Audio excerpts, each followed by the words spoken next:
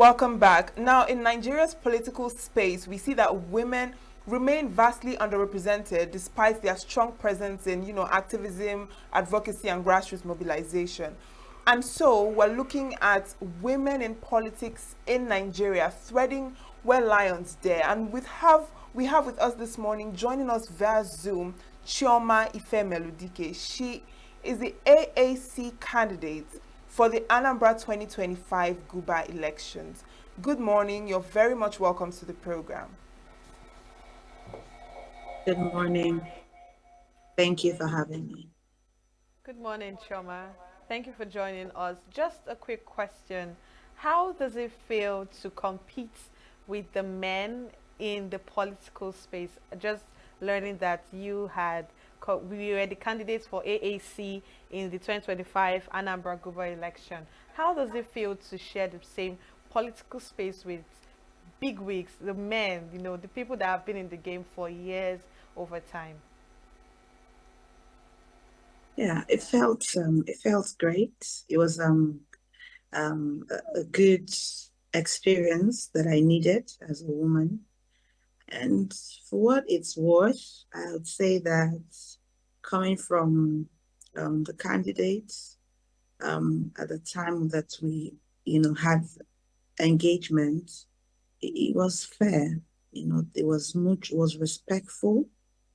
Yes, to the point I can tell, in our one-on-one interactions. I wouldn't know what their opinion of myself would be, but I think it was moderately respectful from them. But generally, from maybe the public assessments or commentaries, some was very negative, but I wasn't deterred. I'm still not deterred. I have a deep resolve that the development that we need in Nigeria would be ignited by women. Experience what it's like to be a woman in the Nigerian political space.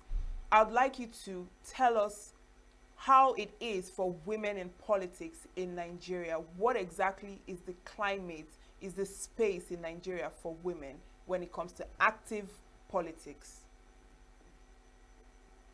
Yeah, it's where we are today. It doesn't seem like where we should be for women, for gender balance, for gender equality, for inclusivity. Women must be included in governance and politics. They draw the balance. They allow for more development, you know, policy, making sure that the right policies are put in place. So the role of a woman or women in our current political sphere is very important and imperative. But unfortunately, it seems like we're not meeting up to the larger percentage as it should be. Yeah, so this on its own is a setback for us democratically, and we must fill up this gap. We must try to make sure that women are more encouraged to join politics, to be part of political process. Yeah. All right then, looking at the political landscape as well, how well are women encouraged to take up bold positions like this, being a contestant as a governor in a state? How encouraged are women? What are those? Are there like social groups that could actually sponsor and also mobilize people for this particular act? I'm sure there'll be civil rights organizations who sponsor, even though in my own case, I heard, but I never got support. Maybe because I didn't have access or network to these people. But I should believe that there are also international organizations that support, like the UN is strong with gender equality and balance in politics. But most importantly, what I think I must always say here is first, the woman herself must first be her first supporter. The woman must, like I said, have a resolve, be sure that she can do this with or without. So, and it starts from there. And then the women community must start seeing themselves, because I mean, we according to statistics, we make almost half percentage of the world population. Women are large in number. So then you feel, why should it be that we're not well represented politically? Yeah, so I think women must support each other. Women supporting women has become more of a mantra than what we experience. You see that most times, even women that pull themselves down, that is totally a very backward and archaic practice that we must put to stop in this century, and start looking for ways to put away, things that, like, most times you find women being envious or jealous of each other, making frivolities more of things they pay attention than the core issue, which is holding our hands united together to support each other, irrespective of our differences and whatever, stands as a barrier. So, and most importantly, political parties, how does internal politics help women? And I must give this kudos to my party, the African Action Congress. The opportunity, that I am right here having this conversation with us is because I was given the platform, and I also want to appreciate and acknowledge the role my leader, Omoyele Sowore, played to making sure that this candidacy became a reality through our party, the African Action Congress. And today we're celebrating this victory, even though it wasn't reflected on the ballot, but it's victory for the woman community. It is victory for children, for youths rather, in this current dispensation. And it is very important that this happened, because this is headway to what will happen in the future. So we urge, or we encourage, and we intend to carry this advocacy on with other concerned organizations, to how women will be will get not just included. We don't need to be included. We are the deal. Women are the deal. We can get into a room and make things to happen. We can bring in policies that can help, policies around healthcare, education, infrastructure, that can better help democracies to thrive, and then people get to live better in their rural communities or urban communities, wherever they are in society. So yes, political parties must support organizations, and sometimes it's even as little as a woman getting married and having children. Husbands must support women. Sometimes cultural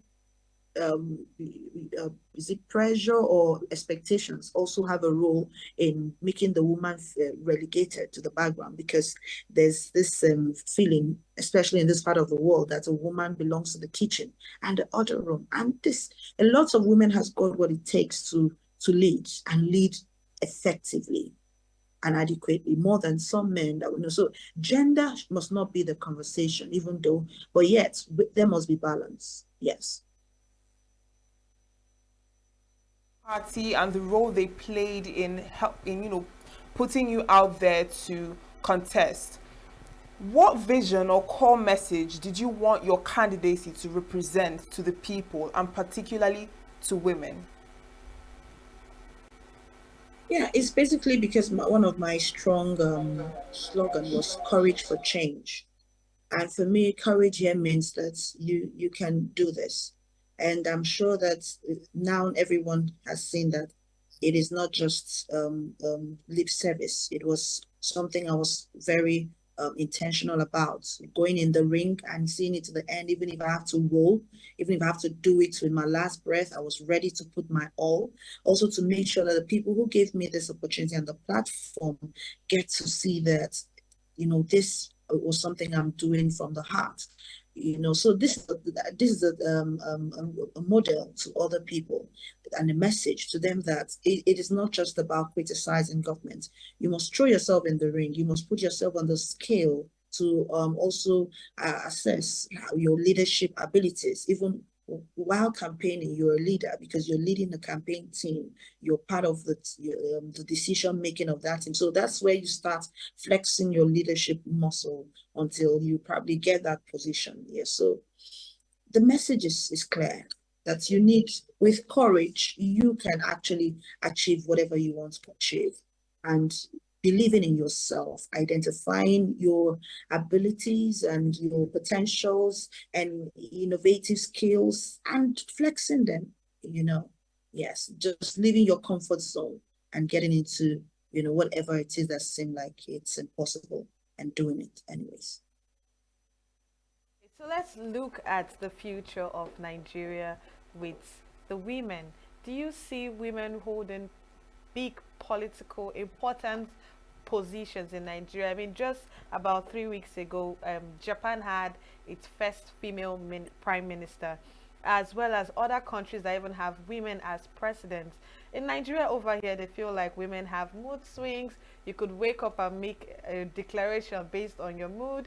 You might not know how to take a stand on certain issues and all that. So many things that the men have to say just because they feel the women are the weaker vessel. Do you ever see us going over this Red Sea at any time soon? Oh, yes, absolutely. I see that happening. I mean, it's already happening. For a leader like me to spring out from the Southeast, I'm already a symbol of that reality. It's just a matter of time and consistency and women coming together. We need to identify our strength, no matter what they say to us. You don't pay attention to naysayers. You pay attention to your vision. First, you need to have a vision, and then you have a plan on how you intend to achieve that vision. So yes, I believe that in future, in a very short time, not too long a time, a woman would lead, not just at the state level, the senator, but as the first person, first president of this country. If it can happen in Japan, it can happen. And there's nothing like a weaker vessel. If there was anything like that, I mean, why is our country where it is today? If men were higher vessel, and it's not a question about gender or this feminism idea is not to compete muscle strength with men. I mean, I'm not interested in competing muscle strength. A man can lift whatever weight he wants to lift. I don't intend to lift it. That's not where my strength lies. But humans must understand that we all have our strength. You're a man and a woman, or a woman. There are things I can do as a woman that a man might not do. There are ways I'll think or ideas I'll bring on board as a woman that a man might never be able to get to. So yes, we're all unique in our own ways, and the female uniqueness is very important and productive. Yeah. A lot of talks about women inclusion. You mentioned that earlier while you were speaking about women being included in politics and how women don't need to be included because we are part of it. So, but we hear issues, things like getting reserved seats for women, the Affirmation Act. There are a lot of talks about including women. Do you really think that political parties in Nigeria are actually truly ready to support women beyond just the words, the token gestures, or even the women leader positions that are typically given to women that have interest in the political space? Welcome back. We're still talking with Chioma Ifemeludike on women in politics in Nigeria. Can you hear me? Yes, I can hear you. Can you hear me? Of course. Now, before we went on that break, I was asking about, political parties being ready to support women fully, because we hear about reserved seats for women. We hear things like the affirmative action and all the other things about including women in politics. But do you think that political parties in Nigeria are truly ready to support women instead of, just the words or the gestures or even the women leader positions that are typically given to women who have an interest in the political space? Yeah, in my opinion, I don't know how much ready or how ready these political parties are, but in my own party where I belong, the African Action Congress, I mean, they have clearly shown that they are ready. And I'm inviting women to join, we need an influx of women because they would not just get slots in percentages, they would dominate.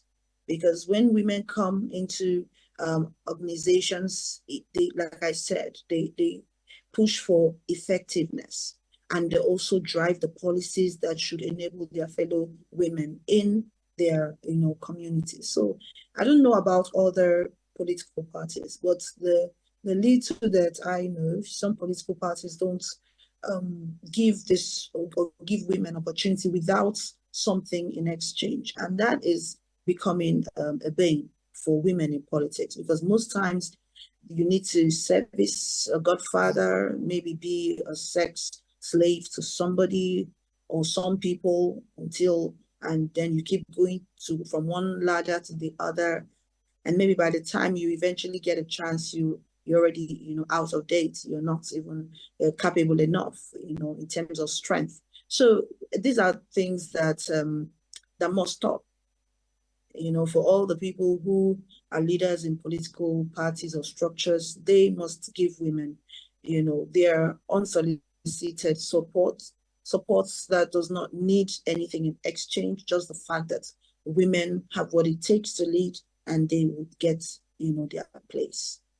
But in the African Action Congress, the door is wide open for women to come and take their place. And like I always say, women must also, have a mindset of waking up to take their place in politics. Nobody's going to come and hand it to you. You need to also show that you have what it takes as a woman to lead. Yes. Chioma, let's see the concept of women supporting women. Does it really play out in the political space, or do you have women that frown at the fact that another woman wants to take up the position that we solely know that the men are always dominating? And is there always a mix-up in that? Yeah, I think while you're asking me this question, because as you're a woman, I'm sure you already know the answer. I don't know what it is. And even sometimes men tend to throw jabs at us, in the way of mockery, that women hardly support women. And I don't know when this thing would become something of the past, when we tend to move away from this mindset that women feel threatened by a fellow woman taking up power. And this is where the problem, starts. And if we can be able to put away all these irrelevant issues with ourselves, the toxic energy that we bring on when we're together, if we can put them away and realize how powerful we are united, I'm sure, I'm very certain that women supporting women will not just be a statement. It will come to play in the political sphere, and women would eventually, take their place. When it comes to campaigning, it usually comes with intimidation, cyberbullying, or even things like misinformation. So I would like to get your experience on that, if you encountered such experience and how you were able to manage them. Oh yeah, with me there were lots of misinformation. There were lots of propaganda. There were lots of cyberbullying. People had a lot of reasons to feel that they could, throw things at me and probably stop me. But never did they know that I'm a woman born and built for a time like this. So everything they threw at me, I used it as, a brick to build further. So I had these experiences. There were so many derogatory statements thrown at me, so many of things that happened to me in the past, or things that I personally talked about in the past that were brought up, and I knew it was going to happen, but they're all part of me. What happened in the past was part of me, but that's not who I am today. So at all the times that it threw this, even through the media, and a lot of other angles that this, jabs or insults were coming from, I told them categorically that I'm not deterred, and that whatever they had against me was not the issue. even to the point people talked about not being married and being, how could I be a leader and I'm not married? And I said to them, how does marriage determine a good leader? If all the leaders that we have in Nigeria are all married and we are where we are today, so how can't we have a rethink? Probably it's even the marriage that is causing the issue, that our leaders are not concentrating on leading. And, so I saw all of this. Even the media, you people were not left out, because even not reporting me on the reportage of my candidacy was also a way of maligning or disregarding my candidacy. It was until the miracle picture came in that everywhere went agog, and I started getting the necessary media, and it felt like I just started campaign a few weeks to election. Meanwhile, I started campaign right from 11th of June. I didn't just start campaign, I protested. I started my campaign with a protest, a rigorous engagement with the answer of Anambra State, So these are the issues that I experienced. These are many more. I may not be able to share all in what I don't think I'll remember everything, but over time it will keep coming to my mind. But I'm not, I don't carry bitterness. I don't carry resentment. Whatever has happened has happened. What was important was that I survived the dirty water and I came out strong. All right, then, this election, I'm sure you've gained like an experience. What are the things that you would do differently, and what were the things that you did that you feel you would have done differently in the next election? There's nothing I did that I want to do differently. Everything I did was from the heart. In fact, at some point, it was very creative. But what I know I would do is to improve. And of course, there are so many leadership trainings and engagements I would like to embark on to get better. I want to get better at this. I want to get so vigorous and unstoppable in any of my next decision in terms of running for a position. So whoever watched me the last time should look out for something much more fiercer and engaging. So that's it.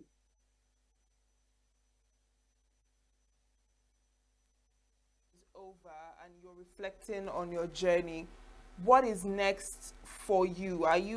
Do you still want to remain in politics? Are you looking to contest again for Anambra governorship election, when the time comes? Or are you looking to other political positions? What are your aspirations moving on from here on out in the political space? I keep getting this question. Response is the same. I think it's too early for us to start looking at the next step. I think what is important is to consolidate what I've done, look at it properly, understand it, and learn what I need to learn from it. Then inform my next decision, which has to also be within me for now. But when you ask if I'm going to still be, politics is a part of life. It's only ignorance that makes us feel like politics is something we need to step away from. Politics is who we are. It's the air we breathe. It's everything. So I'm more 110% involved. I'm still engaging whoever I need to engage, speaking truth to power, taking my stand, because in all of this, my very motivation is the people, and nothing has changed, and nothing will ever change about it. Whatever decision I have to make politically is formed by my passion for the people. Whatever decision I need to take politically is because it has to reflect to the passion and plans I have for my people, whether it's in Anambra State or any part of the country. What does the future hold for women in Nigerian politics if this current trend continues, in a nutshell?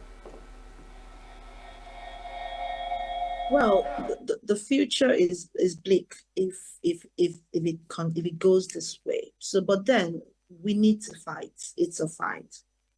Women need to hold their ground. More women need to come out, support who is already out there. Also, put themselves on, at the spotlight. So the future doesn't seem so good, but it can be corrected. We can do it if we start now. The time is now to start.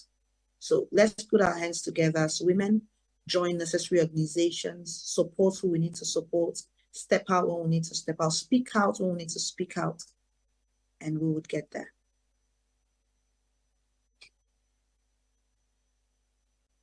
Thank you so much, Chioma Ifemeludike, for joining us this morning on Signature TV, all the way from Oka. Thank you so much for joining us. Thank you. Thank you too. Okay, so after this time out, we have just had a conversation concerning the women in politics in Nigeria, and our guest is Chioma Ifemeludike. She was a candidate of the Anambra elections that happened on the 8th of November, and she contested under the AAC party. Of course, that conversation is going to be uploaded on our YouTube page. You can always go watch, like, comment, and follow us on all other social media platforms. And also, we are on SLTV Channel 265. After the break, we will be back.